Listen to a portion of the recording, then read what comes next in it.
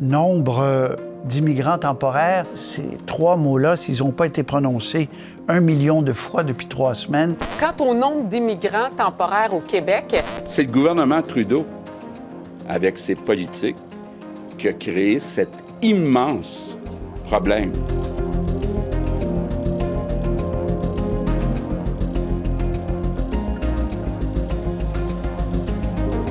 Dans les derniers mois, le gouvernement de François Legault ne cesse de dire qu'il trouve qu'il y a trop d'immigrants temporaires au Québec et qu'il faut en réduire le nombre.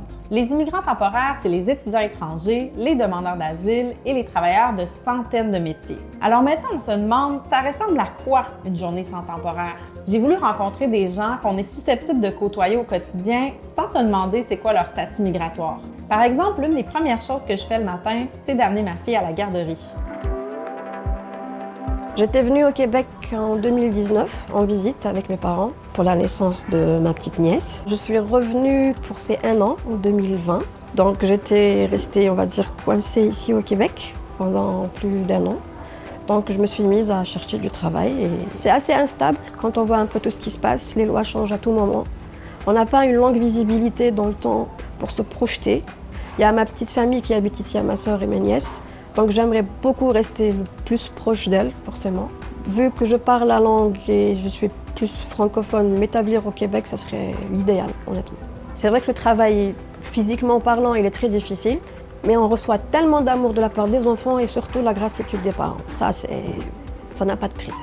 Je trouve qu'elles sont épanouies, puis elles commencent à penser à des projets au Québec, elles commencent à rester, bien sûr, elles pensent à rester longtemps, avoir leur souhait, c'est d'avoir la résidence permanente. Je souhaite aussi parce que c'est des personnes formidables. Puis on a mis de l'effort pour les former et elles sont déjà intégrées. Nawal était déjà ici quand elle est embauchée. En 2023, il y a 12 000 entreprises qui ont fait le choix d'embaucher des temporaires à travers le même programme qu'elle. Mais c'est plus souvent à l'étranger que les travailleurs sont recrutés. Le gouvernement québécois participe d'ailleurs activement au recrutement, notamment en santé. Je savais que le Canada recherchait énormément des infirmières. Quand je suis arrivée, c'était en plein Covid et du coup, je travaillais en pneumologie. Ça ne change rien pour mes patients, ils ne savent pas. Alors, ils nous posent la question. C'est très important pour eux que les étrangers qui viennent soient bien dans leur pays et dans leur ville. La prolongation, malheureusement, a été refusée par l'immigration. Ça a été très difficile mentalement. En plus, j'étais toute seule. On est vraiment tout seul dans l'histoire. Après, je ne suis pas unique, hein. Mais c'est sûr que pour avoir un contact avec l'immigration, c'est compliqué, c'est un mur. Mais en tout cas, aujourd'hui, j'ai pu reprendre mon travail au bout de 3 mois de délai sans travail, sans salaire, sans permis, sans statut sur le territoire canadien. Et aujourd'hui, je souhaite rester effectivement au Canada. Donc là, je fais le processus qui est prévu, la résidence permanente et voir la citoyenneté ensuite. Évidemment, il n'y a pas que les travailleurs temporaires avec des permis attachés à un seul employeur. Il y a aussi tous ceux avec des permis ouverts, larges, dans plein d'autres domaines. Il y a des gens qui sont mutés d'un pays à l'autre dans la même multinationale, des jeunes en permis de vacances-travail, des boulangers, des médecins spécialistes, il y a même des athlètes. Il y a aussi des étudiants étrangers dont une grande part décident de rester et demandent alors un permis post-diplôme. Malheureusement, ils n'arrivent pas toujours à se placer dans leur domaine, comme c'est le cas de Sachin, qui est venu de l'Inde pour étudier en informatique au Québec. I'm just working as a grocery clerk in one of the stores, and that too overnight. I'm not even eligible to work in the daytime until I go to a French school, learn French. Though government is paying, that is very nice of them, but it does not pay up the bills. No, it's not my choice. It is the system that I have to follow, and it is getting hard each and every month that passes by. And the problem is they keep changing the rules. I see myself as part of the society, but at the edge of the society or the outer circle, not so welcomed because of the language barrier.